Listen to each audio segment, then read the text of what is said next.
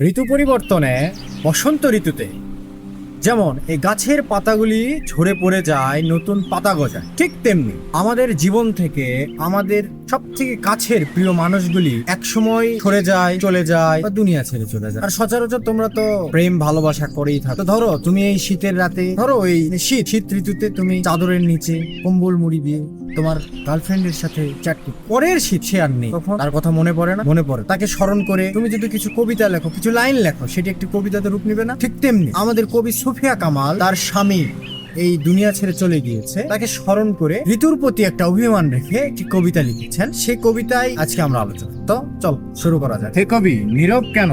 আগুন যে এসেছে ধরাই, বসন্তে বরিয়া তুমি, লবে নাকি তব বন্দনায়? কহিল সে স্নিগ্ধ আখি তুলি, দক্ষিণ দুয়ারে গেছে খুলি, বাতাবি নেবুর ফুল ফুটেছে কি, ফুটেছে কি আমের মুকুল, দক্ষিণা সমীর তার গন্ধে গন্ধে হয়েছে কি অধীর আকুল, এখনো দেখনি তুমি। কহিলাম কেন কবি আজ এমন উন্মনা তুমি, কোথা তব নব পুষ্পসাদ? কহিল সে সুদূরে চাহিয়া, অলোকের পাথার বাহিয়া, তরিতার এসেছে কি, বেজেছে কি আগমনী গান, ডেকেছে কি সে আমারে, শুনি নাই রাখিনি সন্ধান? কহিলাম ওগো কবি, রচিয়া লও না আজও গীতি, বসন্ত বন্দনা তব কণ্ঠে শুনি এমর মিনতি। কহিলাম সে মৃদু মধুসুরে, নাই হলো না হোক এবারে, আমারে গাহিতে গান বসন্তেরে আনিতে বরিয়া, রোহিণী সে ভোলেনি তো, এসেছে সে ফাগুনে সরিয়া। কহিলাম ওগো কবি, অভিমান করেছ কি তাই? যদিও এসেছে তবু তুমি তারে করিলে বৃথা, মাধবী কুড়ির বুকে গন্ধ নাহি, করে নাই অগ্র বিরোচন, হোক তব বসন্তের প্রতি কেন এই তীব্র তব তীব্র বিমুখতা? কহিলাম উপেক্ষায় ঋতুরাজে কেন কবি দাও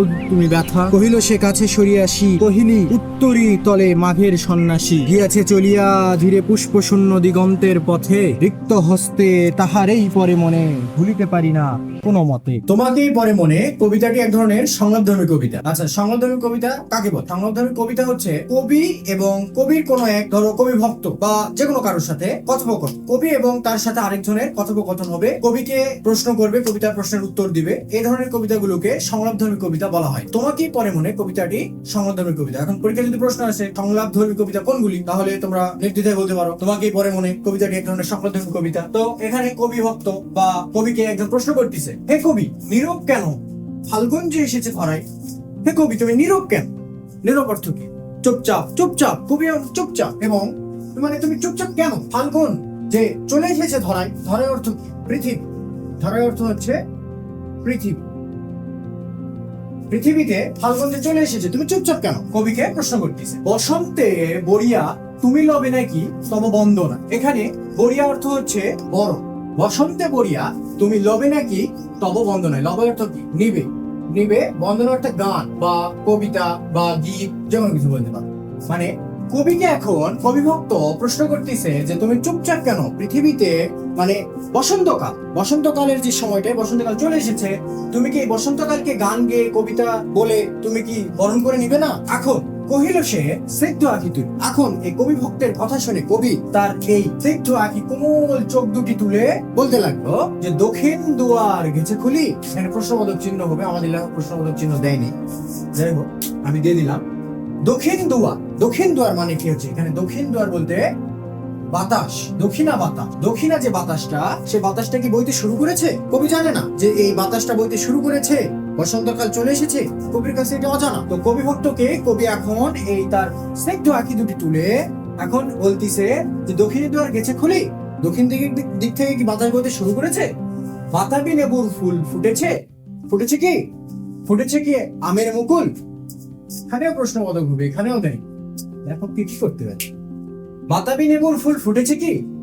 বসন্তকালে আমের মুকুল, তারপরে বিভিন্ন গাছের ফুল ফুটে থাকে, এই ফুলগুলি কি ফুটেছে? কবি প্রশ্ন করতেছে কবি ভক্তের কাছে। দক্ষিণা সমীর তার গন্ধে গন্ধে হয়েছে কি অধীর আকুল। এখানে সমীর অর্থ বাতাস, সমীর অর্থ বাতাস। এই দক্ষিণা বাতাস এই বাতাবি লেবুর ফুলের গন্ধে, তারপরে আমের মুকুলের গন্ধে কি আকুল হয়ে গেছে চারিদিকে? অধীর আকুল মানে ভরে গিয়েছে কি এই দ্বন্দ্বে? দক্ষিণা বাতাসে এই আমের মুকুলের গন্ধে, বাতাবি লেবুর ফুলের গন্ধে কি ভরে গিয়েছে? কবি ভক্তের কাছে প্রশ্ন করতেছে। তারপরে দেখো, এখনো দেখোনি তুমি? কহিলাম কেন কবি আজ এমন উন্মনা তুমি? কবি কি? কবি ভক্ত প্রশ্ন করতেছে, তুমি কি এখনো দেখোনি? যে এই যে আমের মুকুল, বাতাবি লেবুর ফুল, এগুলো ফুটেছে কিনা। কহিলাম, মানে কবি ভক্ত বলতেছে কবিকে, তুমি এমন আনমনা কেন? উন্মনা অর্থাৎ হচ্ছে আনমনা বা উদাসীন, মানে তার কোনো মন নেই। সে জানে না যে বসন্তকাল চলে এসেছে, আমের মুকুল ফুটেছে, বাতাবি লেবুর ফুল ফুটেছে, চারিপাশে আরো অনেক ধরনের ফুলে দক্ষিণা এই বাতাসগুলো এই ফুলের, এই আমের মুকুলের গন্ধে, ফুলের গন্ধে ভরে গিয়েছে। কবি এই জিনিসগুলো জানেই না। তারপরে আবার বলতেছে, কোথা তব নব পুষ্প সাজ, কোথা তব নব, নব অর্থাৎ নতুন, নতুন পুষ্প অর্থাৎ ফুল। বসন্তকালে মেয়েরা ফুল দিয়ে সাজে, কেমন লাগে দেখতে, সুন্দর লাগে। সেই রকমই কবি ভক্ত কবিকে বলতেছে, কোথায় তোমার সেই নতুন সাজ? নেই কেন তোমার সেই নতুন সাজ? তুমি কেন ফুল দিয়ে সাজন? কহিল সে সুদূরে চাহিয়া। কবি এখন সুদূরে, অনেক দূরে চাহিয়া বলল, অলোকের পাথার বাহিয়া। অলোকের অর্থাৎ হচ্ছে দৃষ্টির অগোচরে, দৃষ্টির অগোচরে মানে দৃষ্টি থেকে সরে। পাথার অর্থাৎ হচ্ছে সমুদ্র, পাথার অর্থ হচ্ছে সমুদ্র। এই দৃষ্টির অগোচরে, এই সমুদ্র বেয়ে, সমুদ্রের পথ ধরে তরিতার এসেছে কি? তরি অর্থ কি? নৌকা। নৌকা তার এই সমুদ্র দিয়ে বয়ে, তা তরি তার এসেছে কি? মানে নৌকাটি কি এসেছে? বেজেছে কি আগমনী গান? এই যে বসন্ত যে আসতেছে, বসন্ত যে আসছে, তার কি কোনো আগমনী গান হয়েছে? হয়নি তো। কবি ভক্তকে বলতেছে, ডেকেছে কি সে আমারে? বসন্ত যে আসছে, সে কি আমারে ডেকেছে? সে আমার তো ডাকে নাই, শুনি নাই, রাখিনি সন্ধান। মানে সে যে এসেছে, সে তো আমারে ডাকে নাই, এবং আমি তো তা শুনিও নাই, এবং এই তার সন্ধানও রাখি নাই। মানে বসন্ত যে এসেছে, আমাকে সে ডাকে নাই, আমি তার কোনো খবর শুনি নাই, এবং তারও কোনো খবর আমি রাখি নাই। কবি এক প্রকারই মানে বসন্তের প্রতি অভিমান, অভিমান রেখে কথাটি বলেছেন। তারপর দেখো, কহিলাম ওগো কবি রচিয়া লও না আজো গীতি।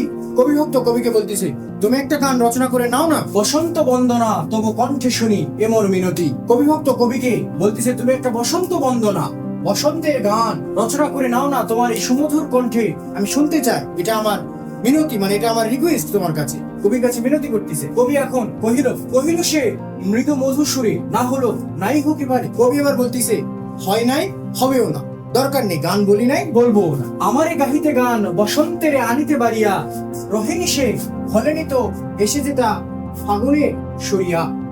মানে আমার জন্য ফাল্গুন তো বসে নেই, সে তো চলে এসেছে, সে তো ওই ফাল্গুনকে স্মরণ করে চলে এসেছে, সে তো বসে নেই।